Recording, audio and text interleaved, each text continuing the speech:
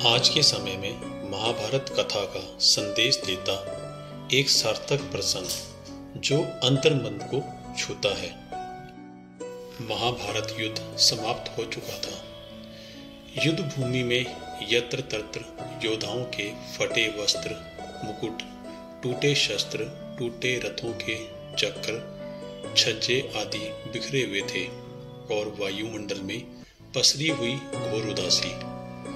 गिद्ध, कुत्ते, सैयार की उदास और डरावनी आवाजों से उस निर्जन हो चुकी भूमि पर द्वापर का सबसे महान योद्धा देवव्रत यानी भीष्म पितामह सैया पे पड़े सूर्य के उत्तरायण होने की प्रतीक्षा कर रहे थे।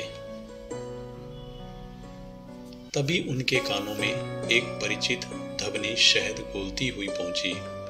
प्रणाम पितामह। भीष्म के सूख चुके अधरों पर एक मरी हुई मुस्कुराहट तैर उठी और बोले, आओ देवकी नंदन, स्वागत है तुम्हारा। मैं बहुत देर से तुम्हारा ही स्मरण कर रहा था। कृष्ण जी बोले, क्या कहूं पितामह, अब तो मैं यह भी नहीं पूछ सकता कि कैसे हैं आप। भीष्म पितामह चुप रहे और कुछ क्षण के बाद बोले, पुत्र युधिष्ठिर का राज्याभिषेक करा चुके केशव, उनका ध्यान रखना। परिवार के बुजुर्गों से रिक्त हो चुके राजप्रसाद में उन्हें अब सबसे अधिक तुम्हारी ही आवश्यकता है। कृष्ण जी चुप रहे। भीष्म पितामह ने दोबारा कहा, केशव, आपसे कुछ पूछूं? बड़े अच्छे समय से आए हो। संभवतः धरा छोड़ने से पूर्व मेरे अनेक भ्रम समाप्त हो जाएंगे। भगवान कृष्ण बोले, कहिए न पितामह। भीष्म पितामह बोले, एक बात बताओ प्रभु, तुम ईश्वर हो ना?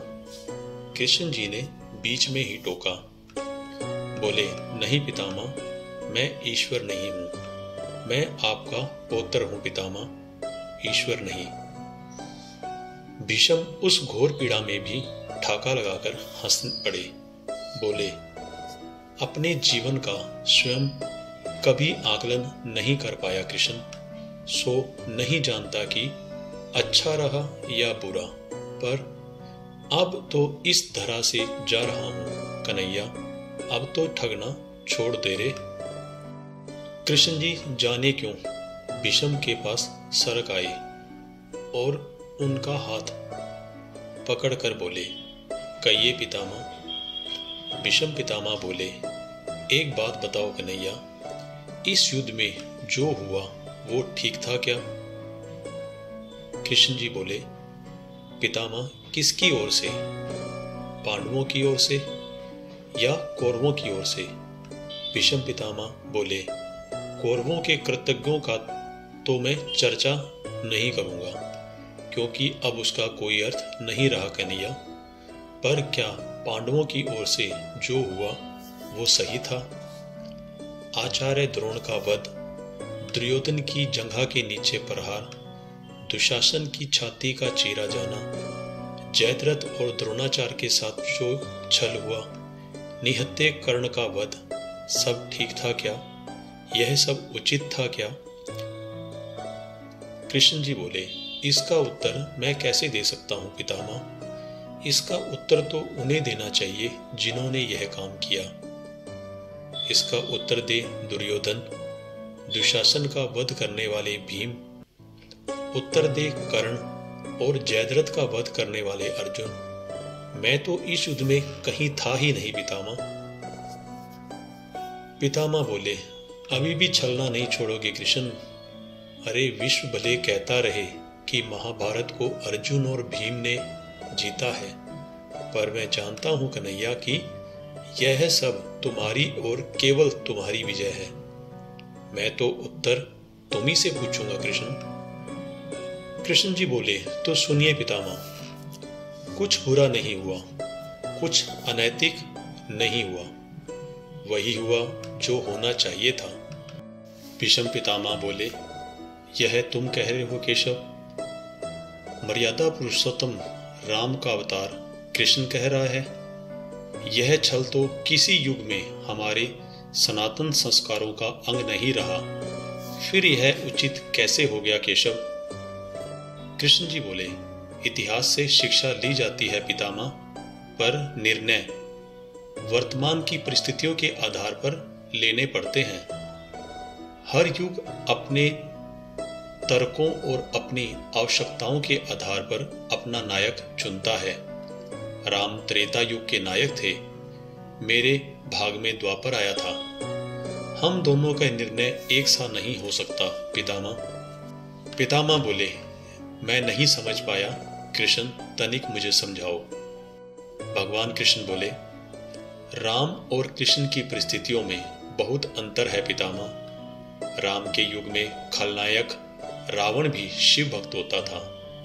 तब रावण जैसी नकारात्मक शक्तियों के परिवार में भी विभीषण, मंदोदरी, माल्यार्पण जैसे संत हुआ करते थे। तब बाली जैसे अनैतिक खलनायक के परिवार में भी तारा जैसी विदुषी स्त्री और अंगद जैसे सज्जन पुत्र होते थे। उस युग में खलनायक भी धर्म का ज्ञान रखता था। इसलिए राम ने छल कपट से बाली के अतिरिक्त किसी के साथ कहीं छल नहीं किया, रावण के साथ भी नहीं। किंतु मेरे युग के भाग में कंस, जरासंध, दुर्योधन, दुशासन, शकुनी, जदरथ जैसे अनेकों घोर पापी आए।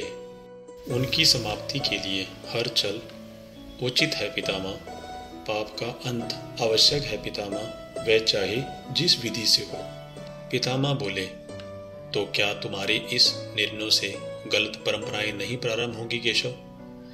क्या भविष्य तुम्हारे इन छलों का अनुसरण नहीं करेगा? और यदि करेगा तो क्या यह उचित होगा? कृष्ण जी बोले, भविष्य तो इससे भी अधिक नकारात्मक आ रहा है पितामह। कलयुग में तो इससे भी काम नहीं चलेगा। वहां मनुष्य को कृष्ण से भी अधिक कठोर होना होगा, नहीं तो धर्म समाप्त हो जाएगा।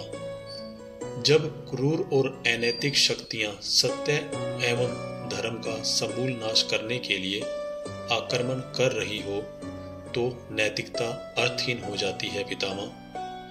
तब महत्वपूर्ण होती है धर्म की विजय, केवल धर्म की विजय। भविष्य को यह सीखना ही होगा पितामह। क्या धर्म का भी? पितामह बोले, क्या धर्म का भी नाश हो सकता है केशव? और यदि धर्म का नाश होना ही है तो क्या मनुष्य इसे रोक सकता है?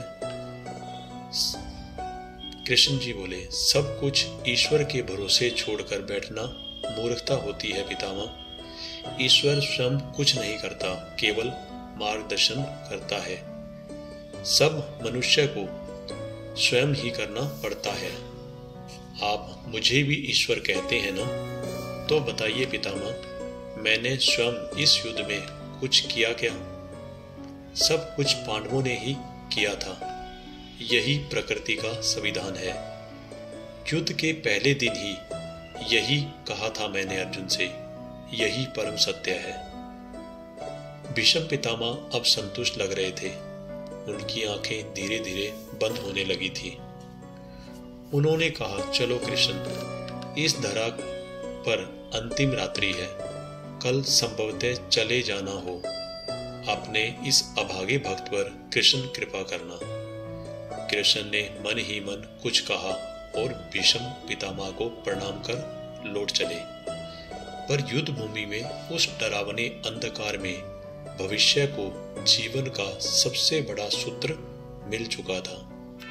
जब अनैतिक और क्रूर शक्तियां सत्य और धर्म का विनाश करने के लिए आक्रमण कर रही हो, तो नैतिकता का पाठ आत्मघाती होता है। आशा करता हूँ आपको यह पसंद आया होगा। इस वीडियो को शेयर, लाइक और सब्सक्राइब जरूर करें। वीडियो को अंत तक देखने के लिए धन्यवाद।